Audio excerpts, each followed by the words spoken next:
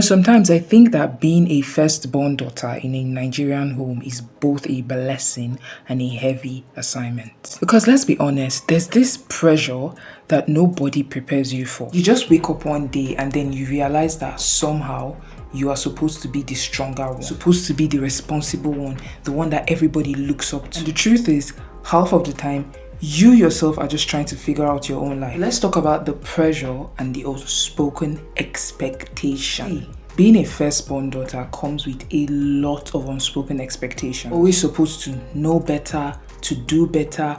Better is always expected from you. And even when you make mistakes, people forget that you're still young, you're still growing, you're still trying to understand a lot of things. You're the one that they call when things fall apart. You're the one that they borrow money from even when you yourself are broke. You're the one that is expected to lead the way even when you're lost. It's almost like everybody else gets to have a script for life, but you have to write your own script from scratch. You have to be the first to go to school. You have to be the first to graduate. You have to be the first to succeed. Then after you've done all those things, you have to turn around and make sure everybody follows in the same path. It's like you're the pathfinder and the path creator. You have to make sure that everybody follows through in that same path. And sometimes this stuff is exhausting because nobody stops to even ask you how you're coping. Everyone just assumes that you figure it out because, well, you always do. Now, the second thing that I want to talk about is the hidden emotion. Nobody talks about how lonely it gets. Nobody talks about the fact that you love your family so deeply, but then there are days you're tired. Nobody talks about the fact that you're trying to help everyone, but you're also trying to survive. And sometimes this guilt tends to hit hard, especially for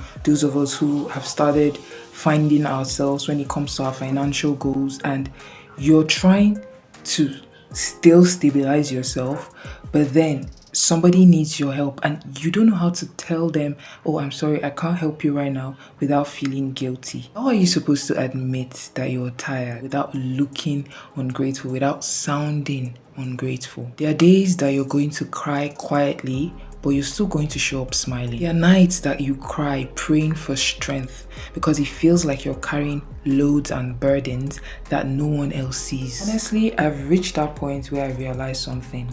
I cannot do this on my own. No matter how strong I keep trying to be, I'm always going to fall short without Christ. Because strength without surrender is only going to break you. You need strength to carry this weight. You need wisdom that only God can give you. You need peace. Yes, you need peace. The kind of peace that comes from not you having everything figured out, but you understanding that this path that you're on, you're not alone. Someone is with you. Someone is helping you with everything that is going on. When I started leaning towards Christ, I understood that being a firstborn is not a punishment, but it's a calling. One thing that I also had to understand is I cannot pour from an empty cup. You can love your family, but you can still have boundaries. You can care deeply, but you can still rest. You can be chosen, but still be human. So to every firstborn daughter listening to me right now, I want you to breathe. Yes.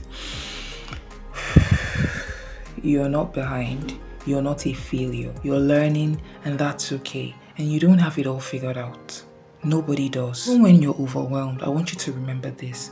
God sees you. He sees the weight that you carry. He knows the weight that you're carrying. He sees the tears and the pain. He's not asking you to be perfect. He's asking you to trust Him one step at a time. So yes, you're allowed to be strong, but don't do it alone. Be responsible, but don't lose yourself. Be kind to yourself too, because you are doing your best, and your best in God's eyes is enough. So if this spoke to you, I just want you to know that you're not alone. We are all doing this together, one step at a time with God on our side.